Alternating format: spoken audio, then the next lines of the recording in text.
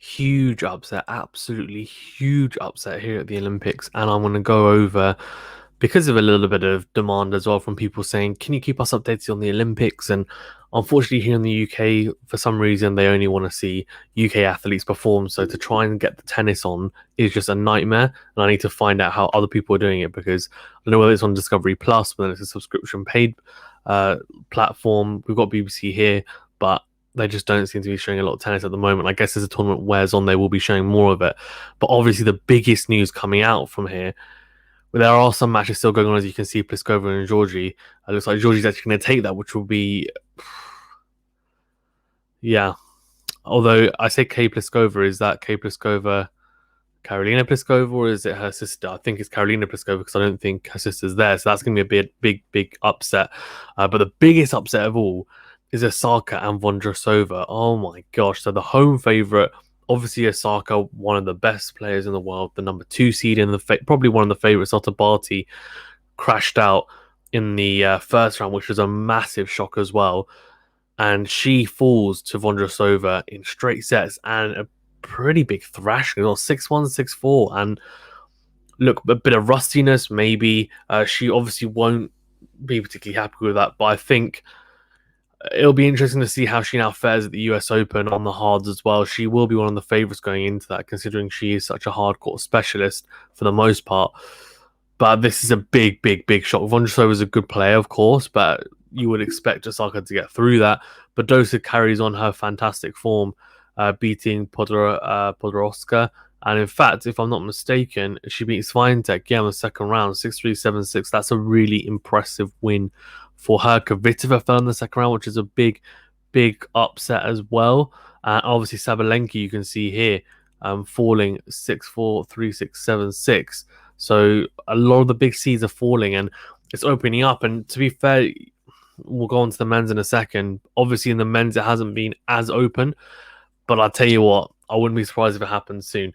So let's go through some of the others as well. So Svitolina beating Sakkari in 3. I mean, that was always going to be a 50-50, because even though Svitolina is the higher seeded player or higher ranked player, Sakkari's had a pretty good year, especially on the clay, and I think on the hards especially as well. She knows her way around the hard court, and she's got power.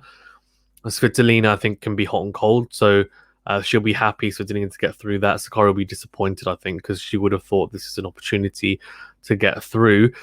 Bencic and Krejcikova, it's a big one, I mean, when I did my video with Gil Gross, he was saying that he fancies Krejcikova as the dark horse, and it was hard to disagree with him. I think I went with someone else, but Krejcikova is very good.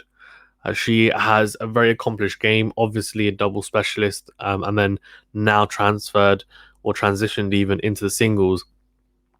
Got a very kind of powerful serve, and also good at the net. And she's got a very good all-round game. Backhand down the line is very good. Her forehand solid. But to lose in 3 sets to Bencic can happen. Bencic is also a good player in her own right. So she'll be disappointed, though, the French Open champion, to lose there. Pavlyuchenkova beating Sorobis Tormo. That would be a very, very interesting matchup. Obviously, Sorobis Tormo beating Ash Barty in the first round, if I'm not mistaken. And should we have a look at exactly how she beat her? I mean, 6-4, 6-3, yeah. So, yeah, it's disappointing. I mean, you can see here Mertens fell as well, another potential seed. Jennifer Brady fell in the first round, which is a little bit surprising, considering she's the Australian Open finalist. So on the hard courts, you'd expect her to do better. Ons Jabeur, after having a fantastic Wimbledon, she fell in the first round as well. And Ostapenko as well, who the former French Open champion, although she has fallen to the wayside a little bit since that win at the French. So Muguruza, though, carrying on her good form, and we did say that the Spanish contingent are really on the charge, and even though Sorobis Tormo has fallen, Muguruza is carrying the flag and continuing to winning 6-4, 6-1. And it'll be her and Badosa, I guess, who'll continue to do it for Spain, but they look strong. And then Vekic and Rybakina is one coming up, and I'd go with Vekic after that fantastic win against Sabalenka. I think she's got a bit of momentum going into this, but you never know. Rybakina is very talented as well, so it will be a very interesting matchup. Okay, let's touch upon the men's then. Ugo Humbert at the moment, actually in the middle of a match with Kecmanovic, and actually against it here, he's already a set down. So let's hope he gets through that. He's talented. I'd like to see more of him. Liam Brody as well, in the middle of a game with her catch 7-5, taking the first. If he wins this, I'm telling you, it's a big, big win, because her catch after having a fantastic Wimbledon, and Liam Brody, if he manages to get through this, it will be a huge win, not just for him but for Britain, and also for his career going forward. To beat a top 15 player will be a huge, huge boost.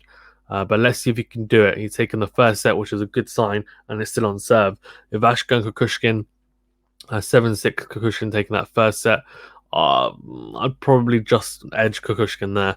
That's going to be interesting. And then Kachanov beating Duckworth in straight sets 7-5 and 6-1. So no surprise there. Schwartzman getting through. Karatsev falling to Shardy. Shardy obviously beating Karatsev in the first round of Wimbledon. So I really obviously just doesn't like playing Shardy. And the game that Shardy has probably doesn't match up very well, clearly, to Karatsev, because Karatsev, who had that fantastic run in the Australian Open where he made his big breakthrough, since then has been, I don't want to say since then, I think probably since the French Open has been a little bit timid, to say the least, and it's been a little bit disappointing. Schwartzman beating Machak 6-4, 7-5, as you'd expect, and then Tsitsipas getting revenge over Tiafoe after that first round of Wimbledon loss, winning 6-3, 6-4.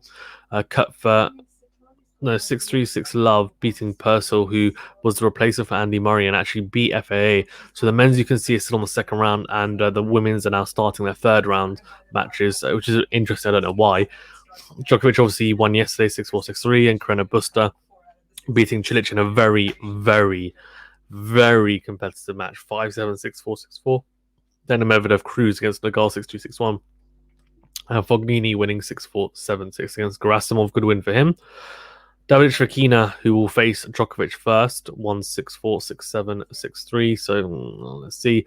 And Basilashvili, who, to be fair, we did say in our draw with Gil Gross that he could get through Sonego, and he did, 6-4, 3-6, 6-4. So very tight there.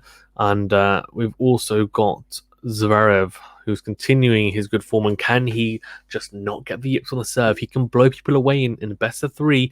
He's a very good best of three player, especially at the start of his career he was, and he still is. So let's see how he does. He got past Galan, the Colombian, 6-2, 6-2, and you can see his Giron and Nishikori playing at the moment. But I'd back Nishikori, the home favourite. I just think he will take a lot from that first round win against Rublev, who some people gave me stick for putting Rublev as my dark horse. I just wanted to see if he could do well, but obviously I did say that only if he gets past Nishikori, because I thought it would be a pretty tough match, but I did back Rublev, so hands up, and Nishikori did fantastically well, so obviously that won't be happening. Good to see Tsitsipas getting through, and I'm just thinking about how it opens up, especially the women's draw. Realistically, I think who's going to be the favourite now? So, a lot of people have fallen. Barty, Osaka, Sabalenka's fallen, Krejcikova's fallen. Who do you look to say, actually, Swiatek's fallen? Who do you look to say, actually, they're going to win it? And I think we're going to get a surprising winner in the women's. And you might get someone like a Badosa. You might get someone like a Bencic or a Vekic.